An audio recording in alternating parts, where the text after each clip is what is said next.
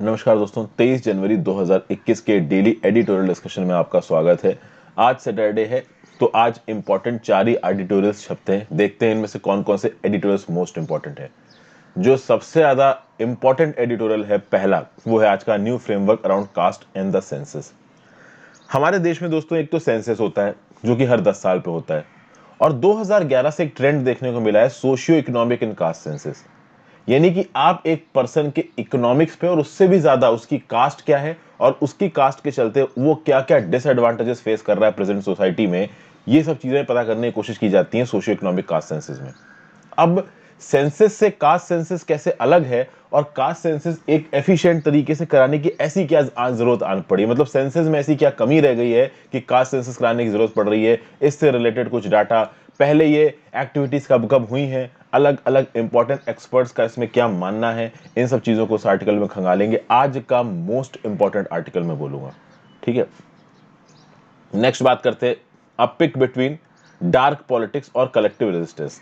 यहां पे डेमोक्रेसी खतरे में है, इसकी बात की जा रही है। एक आइडियोलॉजी के हिसाब से ये आर्टिकल बहुत अच्छा है। कोई बहुत इंपॉर्टेंट आप कह सकते हो कि इसमें स्टैटिस्टिक्स नहीं दिए, एग्जाम्स के पर्सपेक्टिव में बोलूंगा उतना इंपॉर्टेंट नहीं है, बट कहीं ना कहीं जब आप इस आर्टिकल को पढ़ोगे उतना समझ में क्लियरली आपको आएगा नहीं, ठीक है ना। तो मैं आपको इस आर्टिकल को बहुत सिंपल तरीके से समझा दूंगा, चूंकि आज ज्यादा आर्टिकल है नहीं तो सारे ही आर्टिकल डिस्कस कर लेते हैं।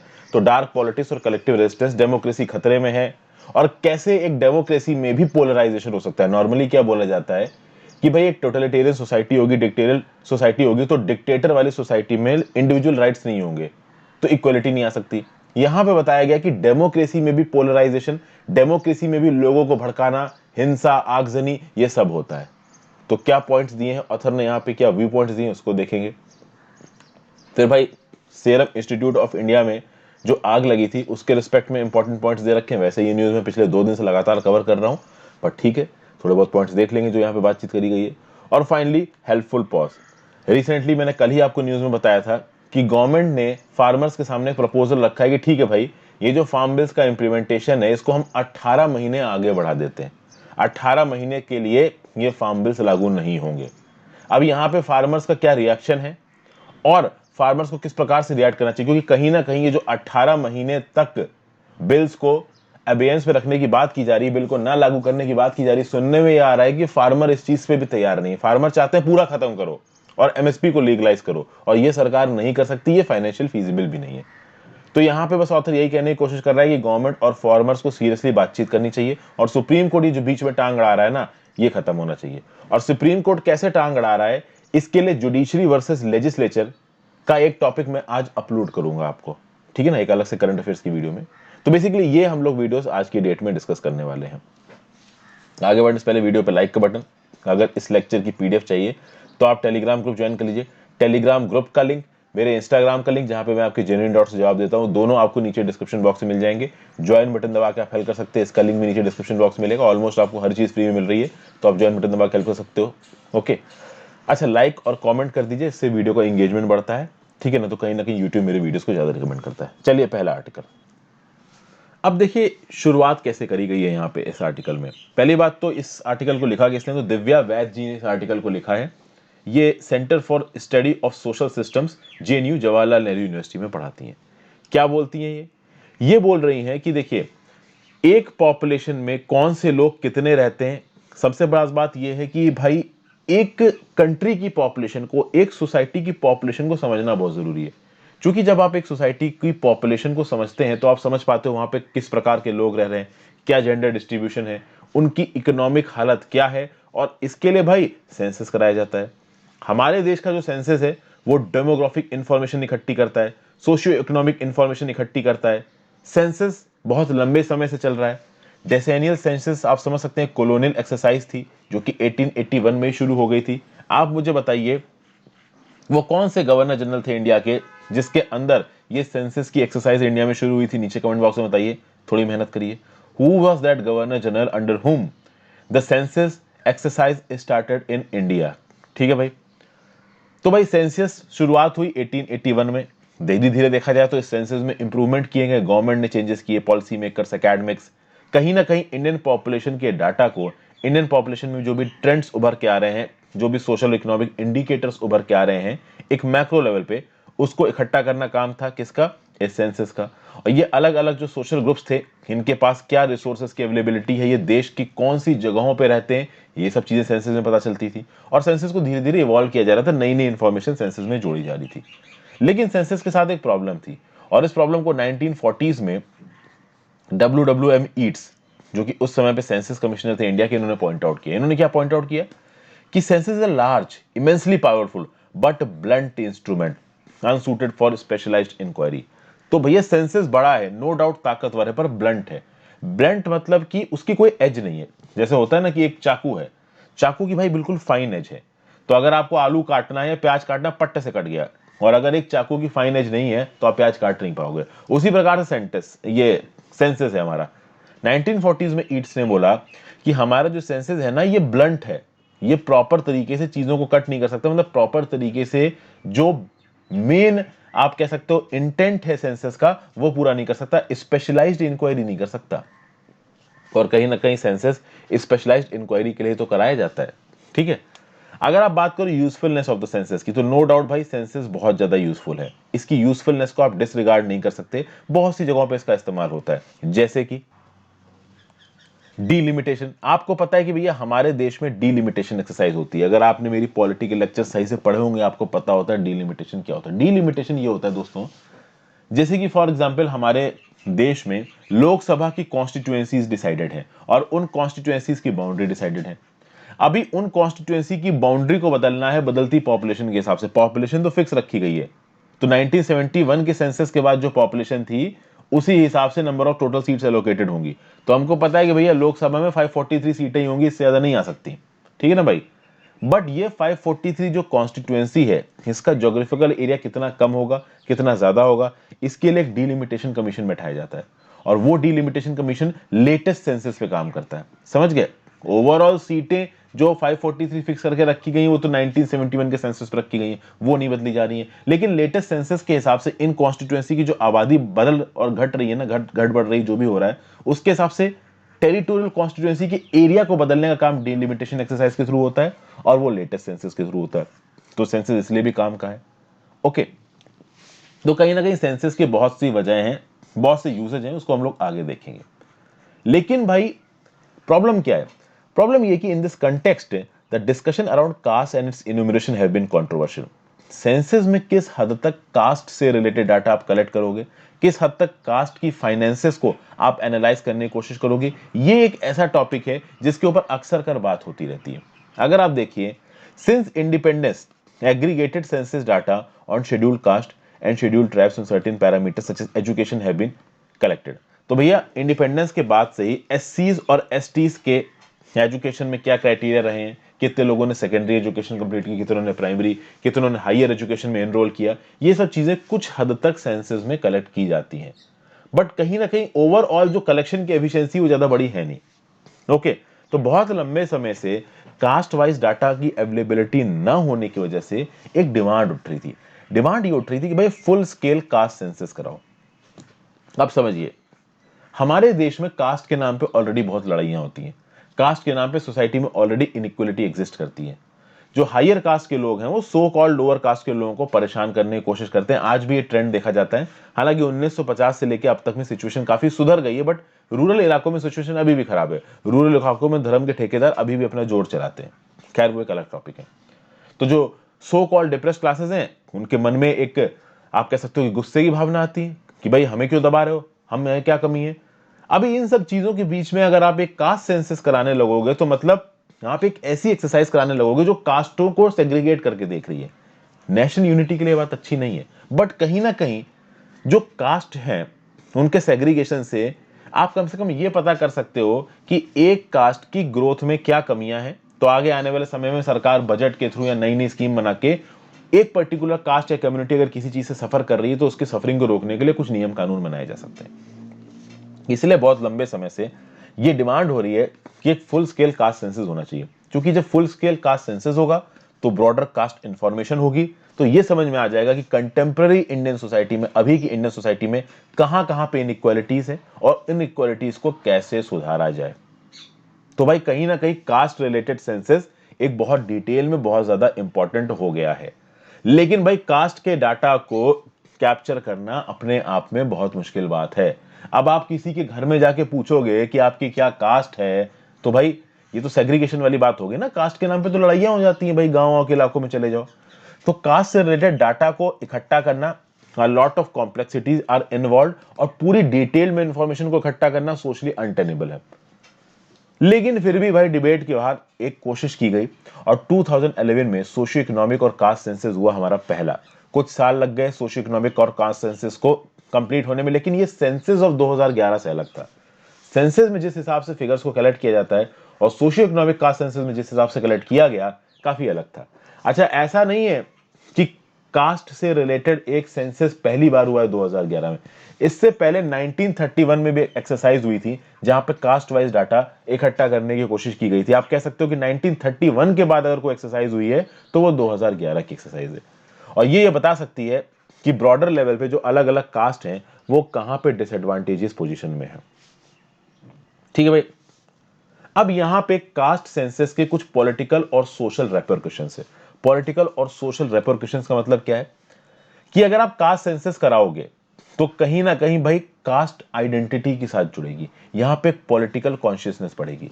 तो मान लीजिए कास्ट सेंसस आया और मान लीजिए किसी फला कास्ट, मान लीजिए कोई कास्ट है एक्स, अभी एक्स कास्ट के इतने लोग एक इलाके में रहते हैं, तो उस इलाके में जो भी एस्पायरिंग पॉलिटिशियंस होंगे वो क्या होंगे, भड़काऊ भाषण देंगे कि देखिए हमारी जाति के इतने लोग यहाँ पे हैं और हम आज भी पिछड़े हैं, आप मुझे वोट दीजिए, हम आपको आगे लेके जाएंगे।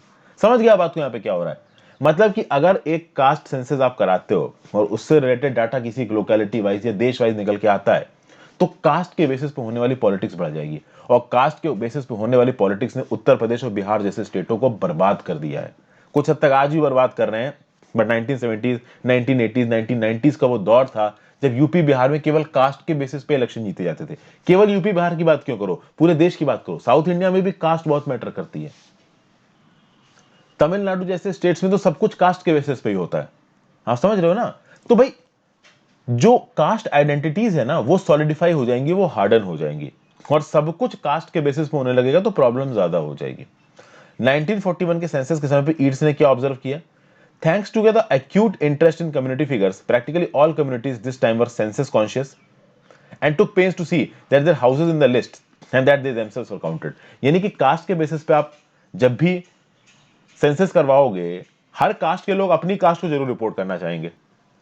वो ये चाहेंगे कि हमारे कास्ट के जो फिगर है वो सप्रेस ना रह जाए, क्योंकि उनको पता है कि उनके कास्ट के फिगर के आधार पे गवर्नमेंटल बेनिफिट्स मिलेंगे।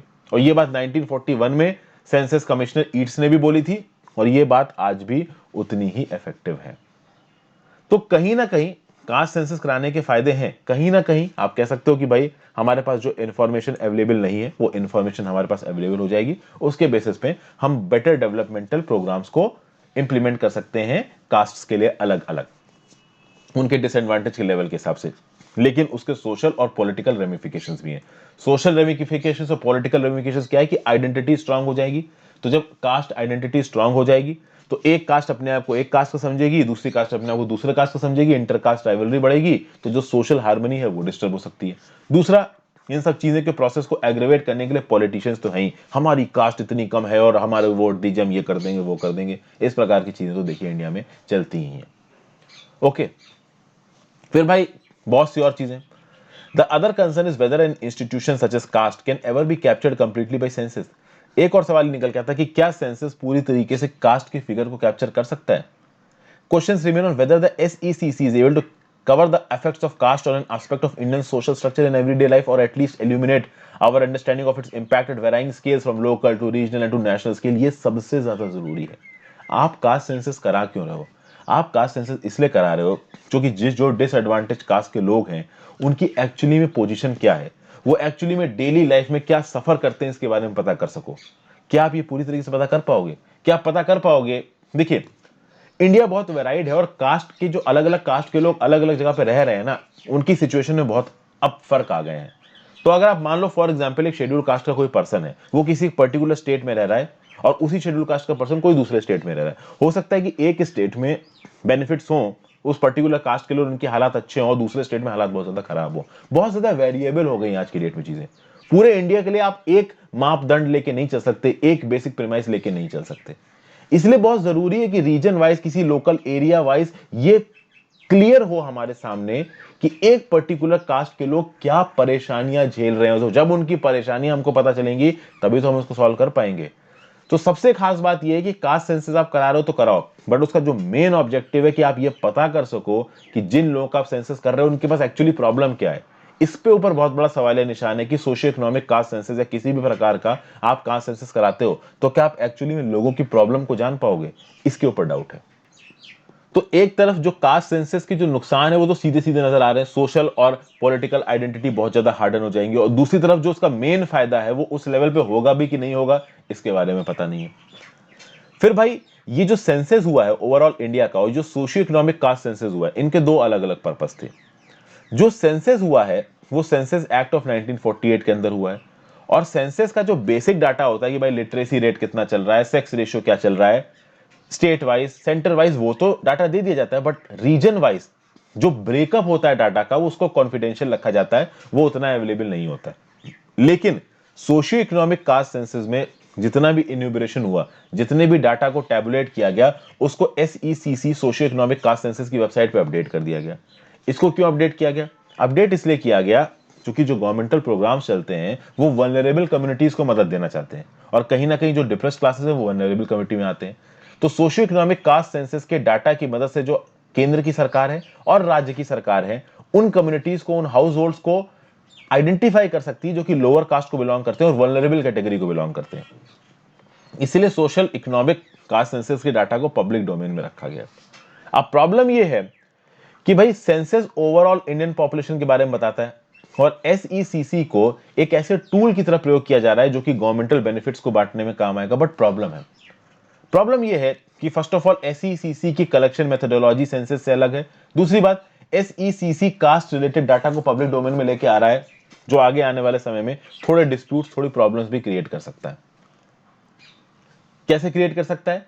तो भाई SECC सेंसस के डाटा को देख के जो पॉलिटिशियंस है वो ये समझ सकते हैं कि किसी एक पर्टिकुलर इलाके में कौन सी कास्ट वल्नरेबल पोजीशन में और कौन सी कास्ट डोमिनेंट है। तो जो कास्ट वल्नरेबल पोजीशन में और उसकी आबादी ज्यादा है, वहां पे कोई बड़ी एक पॉलिटिकल पार्टी उसी कास्ट के एक पर्सन को फील्ड करके उन लोगों को दिखा सकती है कि देखिए हम आपके लिए काम करेंगे, बट एक्चुअली में वो काम करने के लिए नहीं आए, सिर्फ वोट मांगने के लिए आए। तो जितना SECC के डाटे का अच्छा इस्तेमाल हो सकता है उतना उसका मिसयूज भी हो सकता है।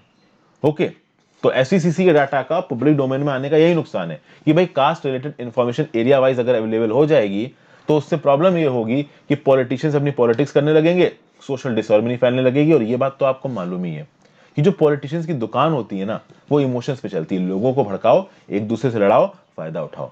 बेनिफिट तो कोई किसी का नहीं चाहता, चाहे वो धर्म के आधार पे लीडर हो, चाहे वो जाति के आधार पे लीडर हो।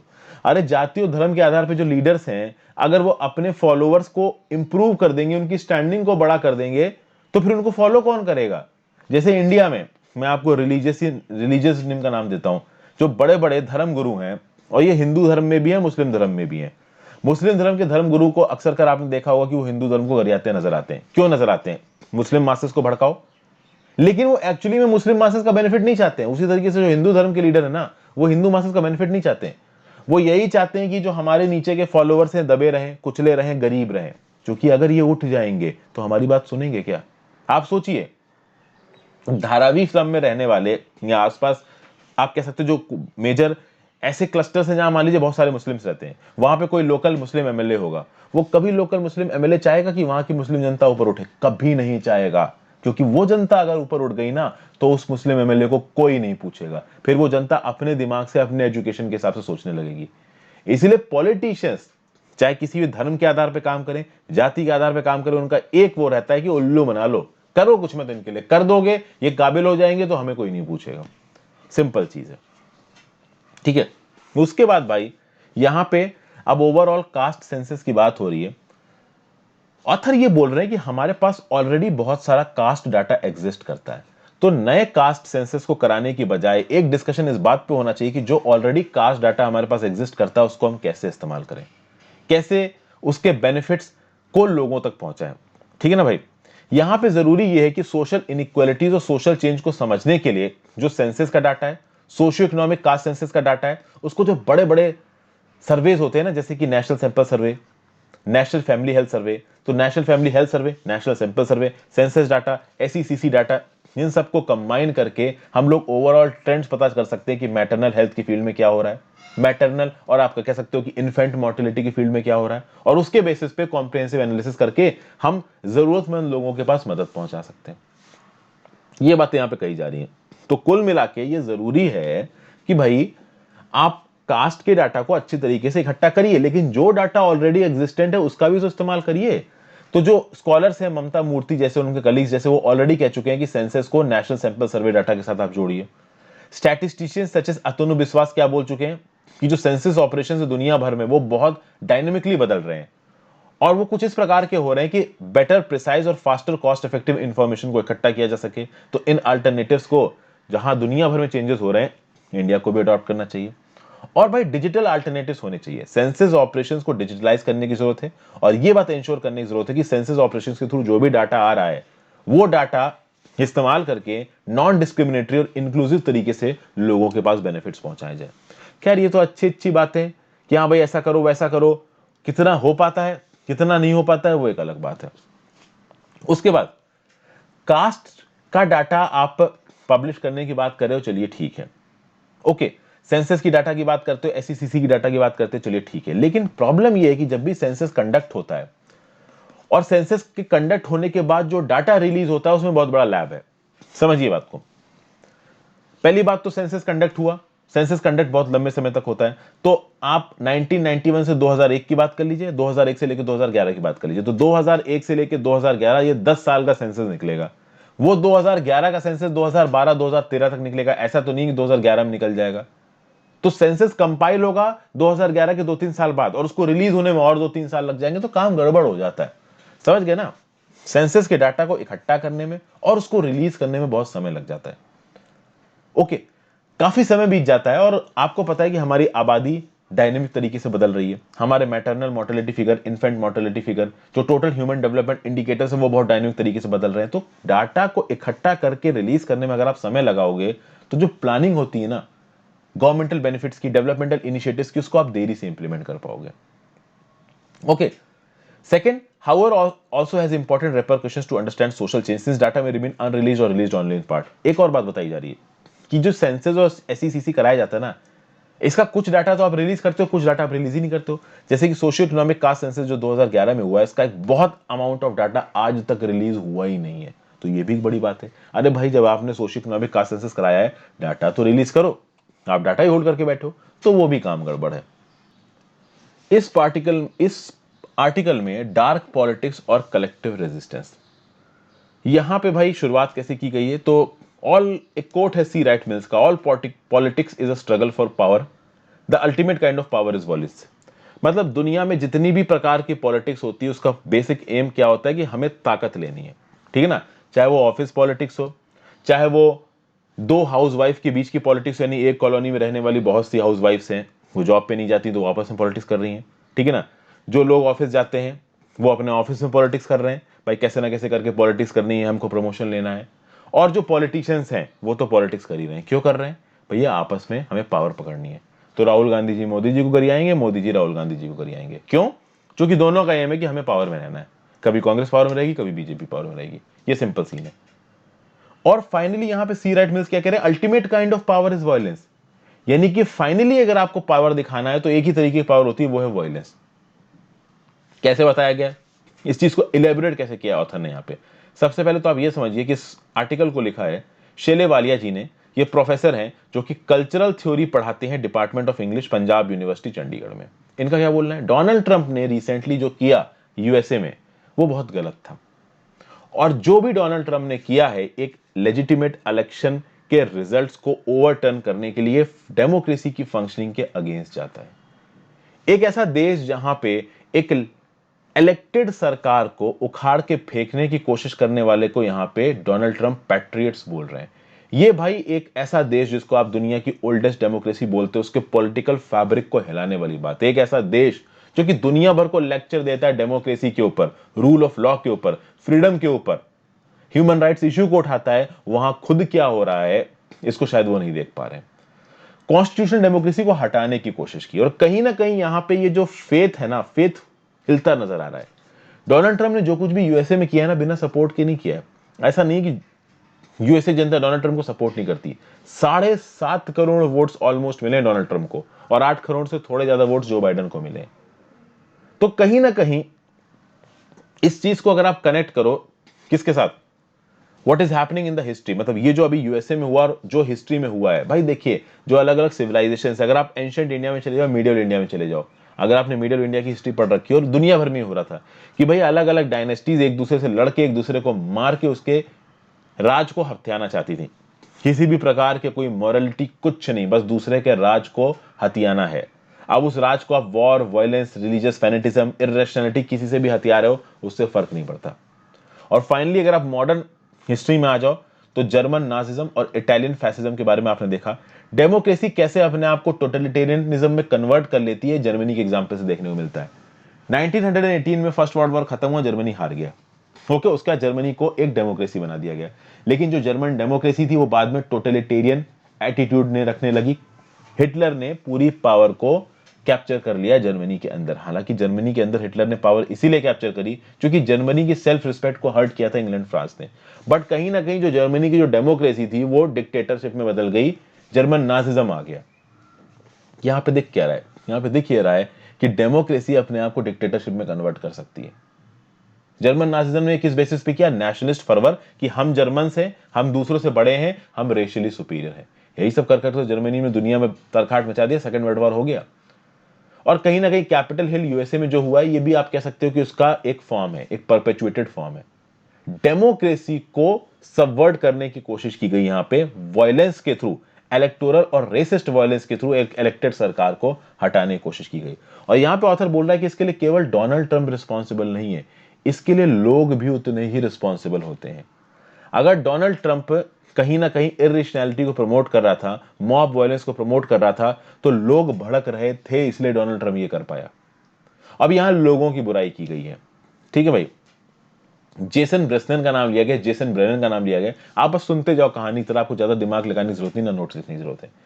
इन्होंने अगेंस्ट डेमोक्रेसी नाम की एक बुक लिखी है, और यहां पे उन्होंने कुछ प्रकार के लोगों के बारे में बताया, वोटर्स के बारे में बताया, वोटर्स के बारे में बोला है कि ये बायस्ड होते हैं, इल इन्फॉर्म्ड होते हैं। सही बात है भाई, इंडिया में आप देख लीजिए 2 प्रकार के वोटर्स हैं, एक भक्त हैं, एक अंधभक्त, एक अंधभक्त हैं और एक एंटी भक्त हैं। मतलब आप कह सकते हो कि अभी के समय के लिए जो इंडिया का फैब्रिक चल रहा है उसमें एक है रूलिंग पार्टी के सपोर्टर, मोदी के सपोर्टर, एक है अगेंस्ट में। नॉर्मल करिए 2 ग्रुप्स आपको नजर आते हैं। जो सपोर्ट में है वो मोदी का इस बेसिस पे सपोर्ट करेंगे जो बेसिस ही गलत है, जो अपोज में है वो मोदी का इस बेसिस पे अपोज करेंगे कि बेसिस ही अलग है। दोनों ग्रुप ऑफ पार्टीज ऐसे ऐसे बेसिस पे सपोर्ट और अपोज करते हैं जो बेसिस ही अपने आप में फ्लॉड है। तो कहीं ना कहीं ये जो यहां पे जेसन ब्रेनन साहब बोल रहे हैं कि डेमोक्रेसी के अंदर जो लोग होते हैं ना वो खुद ही इन इन्फॉर्म्ड है, जो वोटर्स हैं वो खुद ही इल इन्फॉर्म्ड है, उनको खुद ही बुद्धि नहीं है, वो जिस प्रकार की भी पॉलिटिकल आइडियोलॉजी को फॉलो कर रहे हैं उनको नहीं पता है कि वो क्या फॉलो कर रहे हैं, ठीक है। फिर एक प्रकार बताया हॉबिट्स। हॉबिट्स वो सेक्शन होता है एक पॉपुलेशन का जिसके कोई फिक्स्ड पॉलिटिकल व्यूज नहीं है, उनके पॉलिटिकल व्यूज घूम रहे हैं। तो कल की डेट में किसी ने कुछ कर दिया तो उसकी तरफ हो गए, किसी दूसरी पार्टी ने कुछ कर दिया तो उसकी तरफ हो गए। एक सेक्शन होता है वुल्कन्स का सेक्शन, जो कि रैशनली और साइंटिफिकली सोच पाते हैं पॉलिटिक्स में, और ऐसे लोग बहुत कम होते हैं। और ऐसे लोगों की ज्यादा चल नहीं पाती, क्योंकि रीजन भी ये बहुत कम होते हैं, ये बुद्धिजीवी टाइप के लोग होते हैं जो कि भाई न्यूज़पेपर में आर्टिकल्स लिखते हुए आपको नजर आते हैं। ओके, हालांकि मैं ये नहीं बोलूंगा, न्यूज़पेपर के आर्टिकल्स भी बहुत बायस्ड होते हैं, समझ गए आप। द हिंदू में तो बहुत बायस्ड आर्टिकल्स आते हैं, ठीक है। अब आगे बात की जाए, यूएस में जो हुआ कैपिटल हिल में, ये इसी का मैनिफेस्टेशन था। कुछ बायस्ड लोग कैपिटल हिल पे गए और वहां पे उन्होंने रूलिंग डिस्पेंसेशन यानी कि डोनाल्ड ट्रंप पे कहने पे वायलेंस कॉज किया, और ये दुनिया भर में वायलेंस देखने को मिला है। आप देखिए रिसेंटली कितनी कंट्रीज हैं जहां पे इस तरीके की चीजें देखने को मिल रही हैं।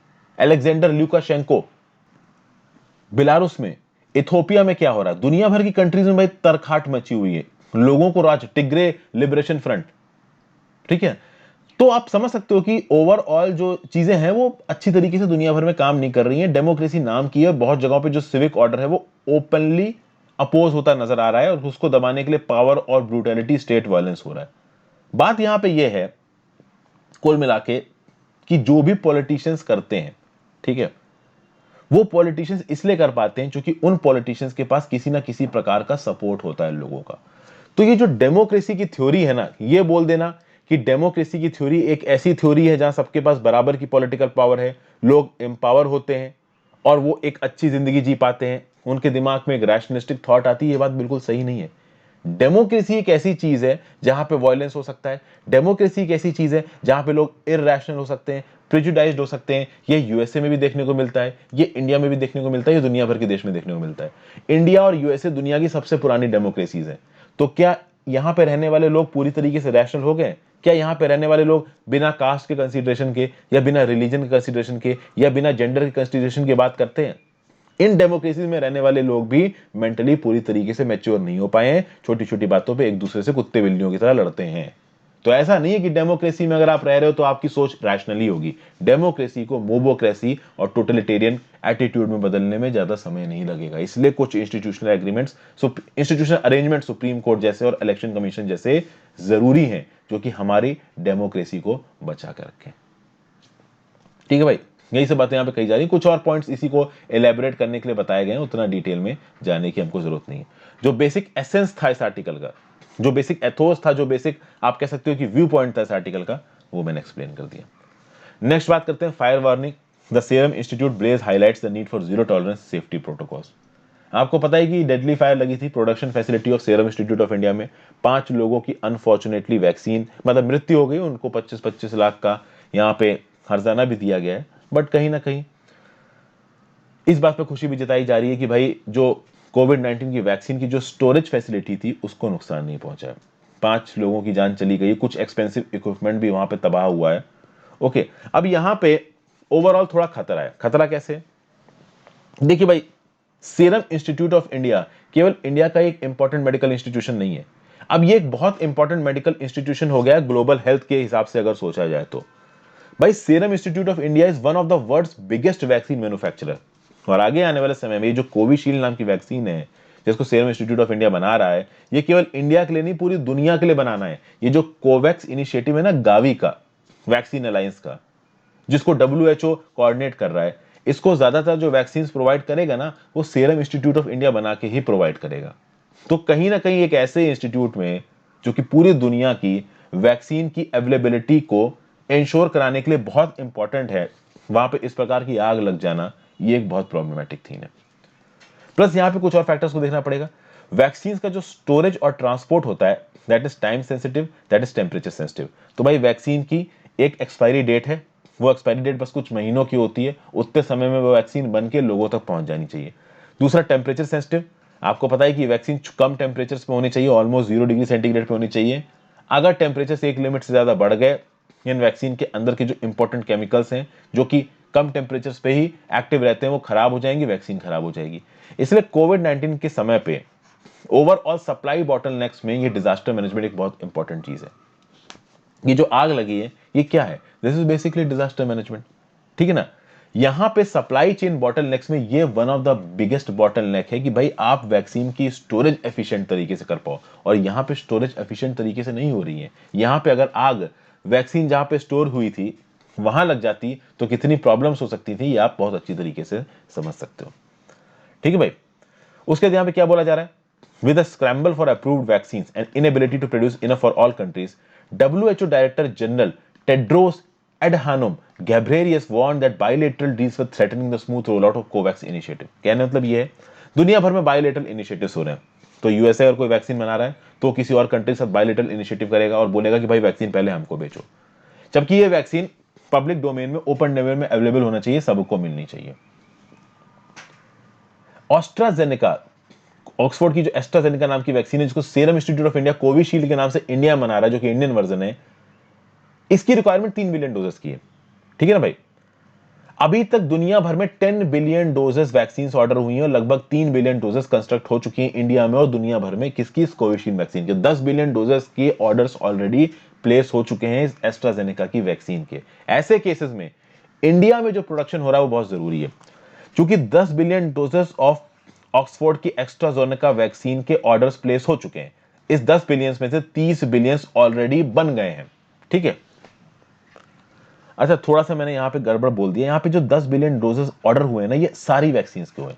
थोड़ा सा मैं करेक्शन करना चाहूंगा, 10 बिलियन डोजेस के जो ऑर्डर हुए ना वैक्सीन के, जितनी भी अलग वैक्सीन बन रही, फाइजर, मॉडर्ना, कोविशील्ड, कोवैक्सीन, सबको मिला के हैं, उसमें से 3 बिलियन ऑर्डर्स किसके हैं? कोविशील्ड के, यानी ऑक्सफोर्ड एस्ट्राजेनेका वाली वैक्सीन की। एक बात मैं आपको बता दूं, ये जो कोविशील्ड वैक्सीन है ना इंडिया में, ये ऑक्सफोर्ड एस्ट्राजेनेका का इंडियन वर्जन है।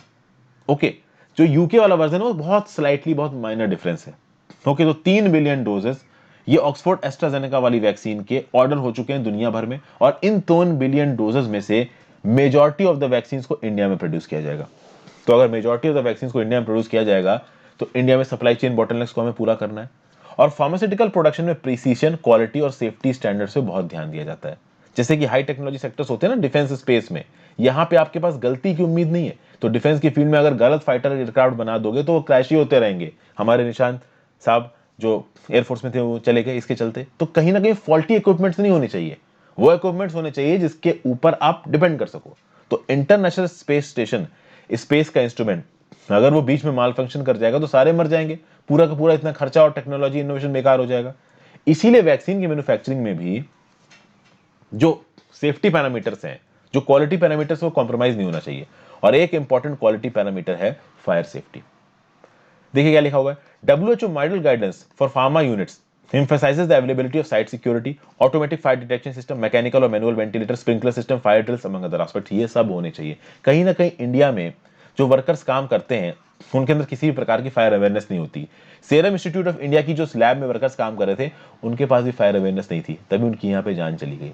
तो कहीं ना कहीं जो पुणे की फायर है, ये वेकअप कॉल होनी चाहिए अथॉरिटीज के लिए कि भैया सप्लाई चेन बॉटलनेस को सुधारना है, अपने इंफ्रास्ट्रक्चर को इंप्रूव करना है, और फायर पे एक स्पेशल ध्यान देना है। क्योंकि फायर के चलते अक्सर कर हम देखते हैं कि कुछ ना कुछ होता ही रहता है। जैसे एक रिफाइनरी में डिब्रूगढ़ में आग लग गई थी, अक्सर कर रिफाइनरीज में आग लगती रहती है। तो ये जो आग वाला एलिमेंट है, अब एक होलिस्टिक बेसिस पे सरकार को देखना चाहिए, और सरकार देख भी रही होगी क्योंकि रिसेंटली इंसिडेंसेस बहुत ज्यादा हुए हैं अलग अलग फील्ड में।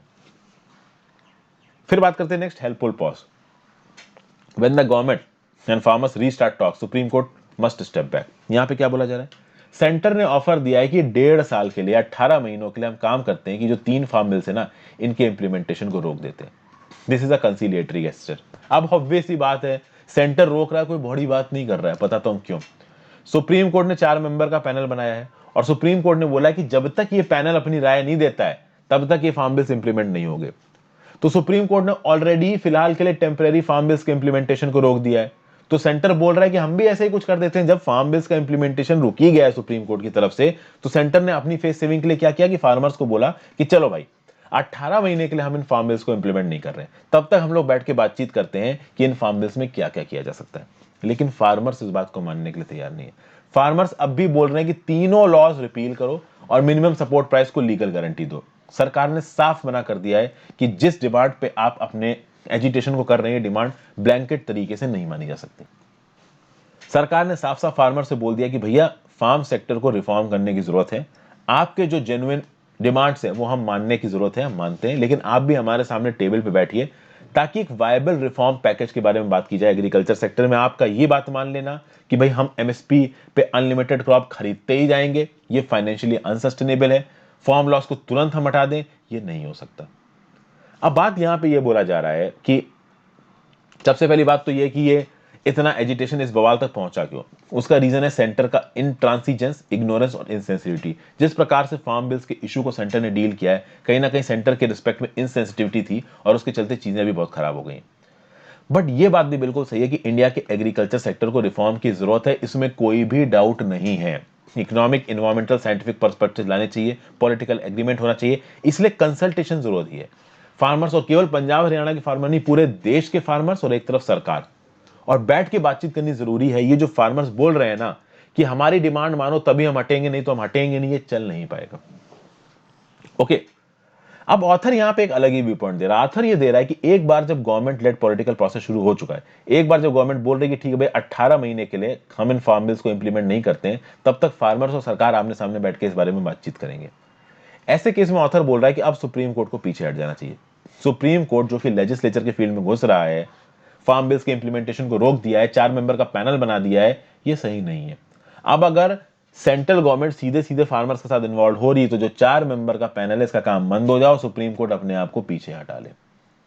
फिर at the same time government को और भी कुछ चीजें करनी चाहिए, जैसे कि फॉर एग्जांपल ये जो फार्मर्स लीडर्स का हेरसमेंट हो रहा है बाय इन्वेस्टिगेटिंग एजेंसीज, या एनआईए की बात हो रही है, national investigation agency, justice for Sikh नाम के एक इंटरनेशनल ऑर्गेनाइजेशन के साथ जो कि खालिस्तान की डिमांड करता है, वो फार्म एजिटेशन के लीडर्स जो कि उसके साथ थोड़े बहुत जुड़े हुए हैं उनसे इंक्वायरी कर रहा है।